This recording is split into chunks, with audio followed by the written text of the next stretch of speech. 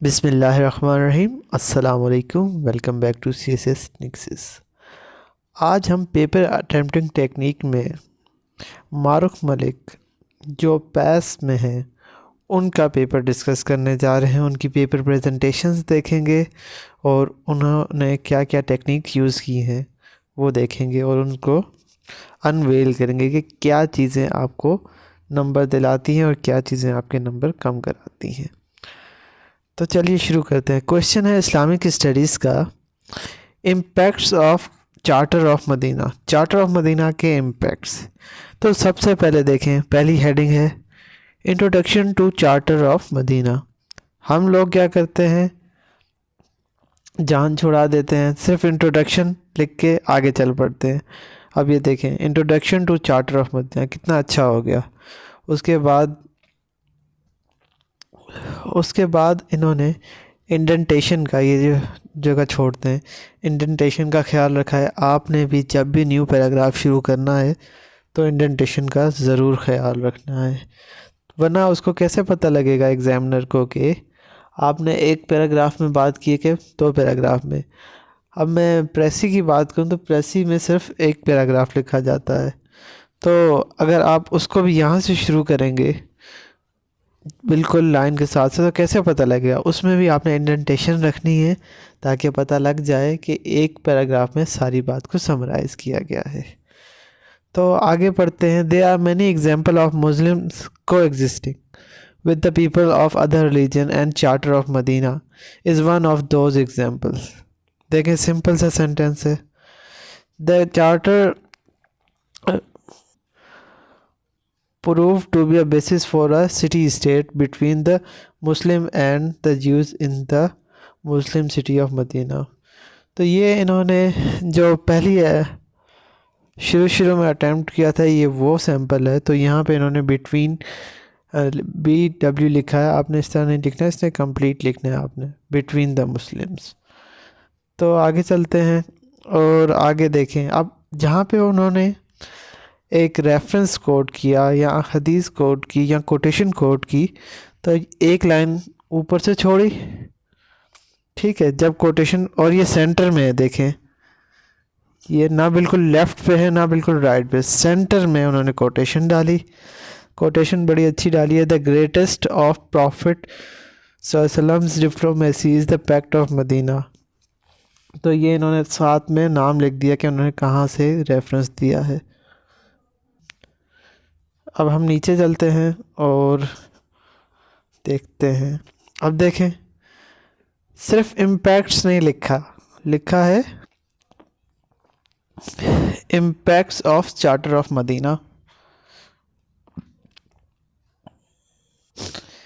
Impacts of charter of Medina लिखा, फिर indentation छोड़ दी ताकि हमें पता लगे कि नया पैराग्राफ शुरू हो रहा है। जो भी बिगनर्स हैं काइंडली इन डिटेल्स पे फोकस करें कि जब एक नया पैराग्राफ शुरू होता है तो एग्जामिनर है जो चेकर है उसको कैसे पता लगेगा, इंडेंटेशन के थ्रू।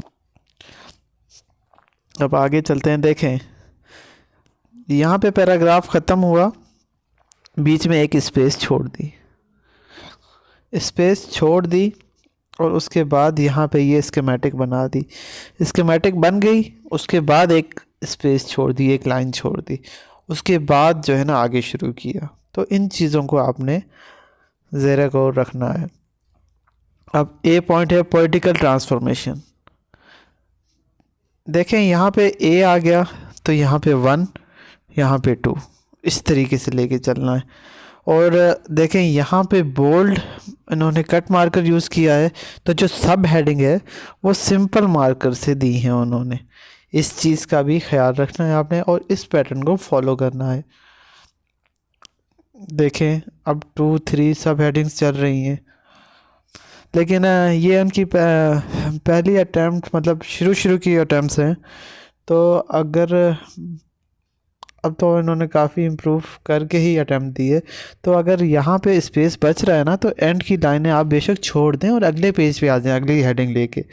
तो यहाँ पे जो हेडिंग शुड बी हेडिंग किसी चीज़ को हेड करती है, तो यहाँ पे कहाँ हेड कर रही है? ये दो लाइनों को तो हेड करना, एक इमेज अच्छा सा नहीं आएगा, तो आपने इसको नेक्स्ट पेज पे लेके जाना है। जब आप इस पेज पे शुरू करेंगे तो आपकी पेपर प्रेजेंटेशन और अच्छी आएगी। अब देखें, डिस्प्यूट अमंग पीपल, ये एज सच इतना अच्छा नहीं लग रहा ना, तो कोशिश करें कि अगर आपके थोड़ी सी लाइनें पीछे रह जाती तो आप वहाँ पे जो है यूँ PTO लिख के ना, पेज टर्न अराउंड, यहाँ से कट कर दें।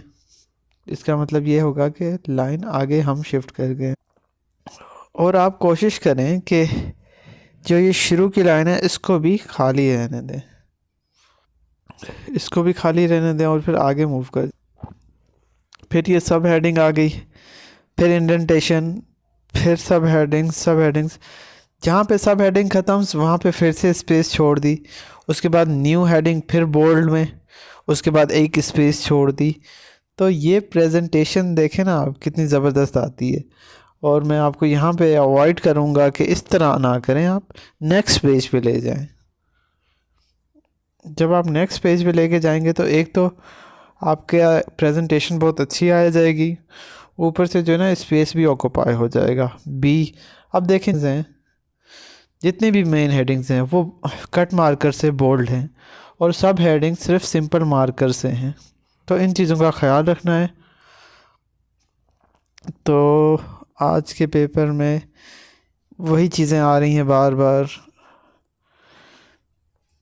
अब देखें, जो रेफरेंस कोड किया हुआ है उसके ऊपर भी जगह छोड़नी है, नीचे भी जगह छोड़नी है। मूविंग ऑन, अब देखें सेम पैटर्न फॉलो किया है। तो अगर ये जो तीसरा पॉइंट है इसको नेक्स्ट लाइन पे ले जाएं आप, इससे कोई हर्ज नहीं पड़ता अगर आखिर की 2 लाइनें या 3 लाइनें आप छोड़ देते हैं, दैट डजेंट मैटर। बट आपको ये मार्क्स गेन करने में और आपको जो है क्या कहते हैं पेपर प्रेजेंटेशन में बहुत आगे लेके चल जाएगा। अब देखें, आपने जब भी रेफरेंस कोट करना है सबसे पहले उसको सेंट्रल अलाइन करना है, मतलब सेंटर से स्टार्ट करना है, ऊपर भी एक लाइन छोड़नी है, नीचे भी एक लाइन छोड़नी है। इस तरीके से चीज़ों को लेके चलना है, तो ये आपको पेपर को इतना प्यारा बना देगा। एग्जामिनर कागज़ देख के थक जाता है, पेपर देख के थक जाता है, आपने नंबर खुद लेने हैं। उसके लिए हर चीज़ सिंप्लीफाई करें, इजी करें, ताकि जो है ना आपको खुशी खुशी वो मार्क्स दे दे। अब कंक्लूजन आ गया, और कंक्लूजन ये इंडेंटेशन का ख्याल रखना है आपने। तो ये है हमारी 7th position miss Marukh Malik. अब कुछ जो हैं लेक्यूनास जो इन्होंने छोड़े थे वो मैंने आपको बता दिए, कुछ रह गए बताना। वो ये हैं कि कहाँ गया ब्लू मार्कर, ये रहा। इसको सब हेडिंग 1, मेन हेडिंग 1 का नाम दिया आपने, फिर जो है आप मूव करते जाएं, इसको 2 का नाम देंगे,